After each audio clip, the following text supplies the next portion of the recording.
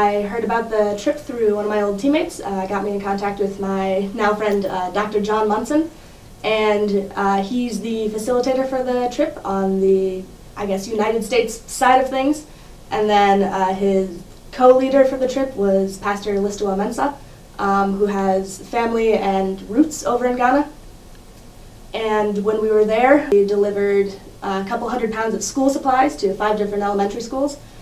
We met with their administrators, or their principals, I guess, and we got to shake their hands, talk to them, and we got a list of things that they wanted in the future, and so that we could help them further their educational programs, get them more supplies, and have an ongoing relationship with them. We also delivered medical supplies to the local clinic and the local hospital in Techiman. And the clinic was in Awarawa, where we spent a lot of our time. We helped that community quite a bit. We delivered a lot of medical supplies, like over-the-counter medications, needles for IVs and things like that, to the clinic because they did not have a lot. And so that was a really big contribution, I think, because a lot of the times people come in with problems, then they just have to turn them away because they don't have the necessary supplies to help them. So that was something big that we did. We also spent a lot of time in the local, supporting local communities, and especially economically, because a lot of our efforts were centered around basically putting money into their economy. We went to the culture center in Kasy and the markets in Techiman, and we spent a lot of time supporting local businesses, and we supported a local tailor, supported a lot of local vendors, especially the tailors and the food vendors, and we hired a tailor and his family to make clothing for us. So each of us got some dresses, some shirts, some pants, and we spent a lot of time economically assisting. After we visited the monkey sanctuary in the Yashimoto Forest, we visited a couple local artists, and we supported their art. We bought things from them, local carvers, local oil painters, things like that. We spent a lot of our time there supporting and facilitating the building of an orphanage.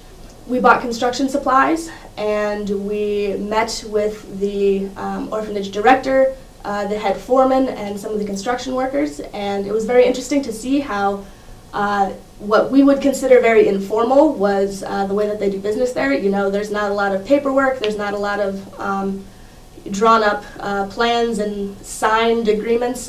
You shake their hand and they get the job done. So that was really cool to see.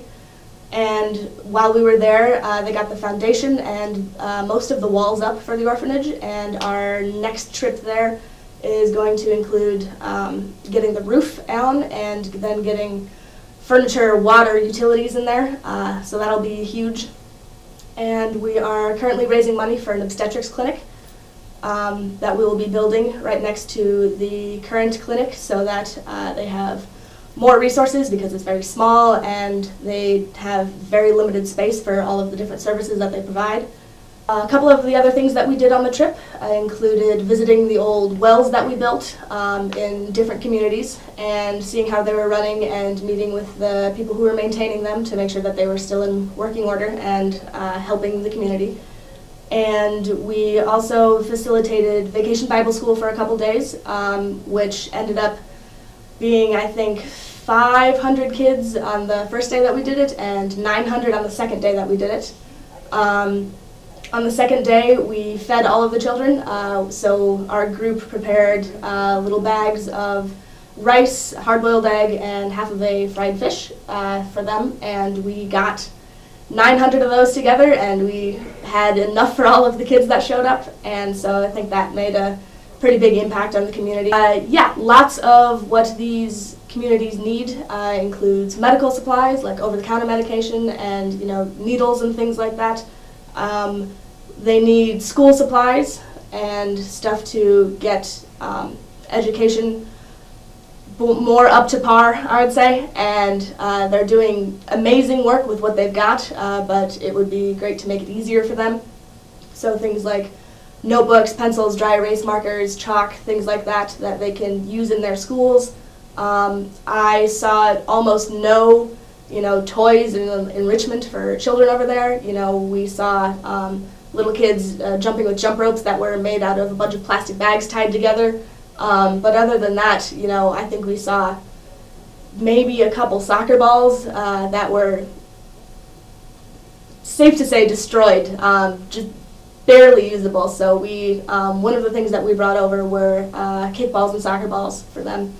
But things like that, toys for children, medical supplies, school supplies, that's what they really need over there.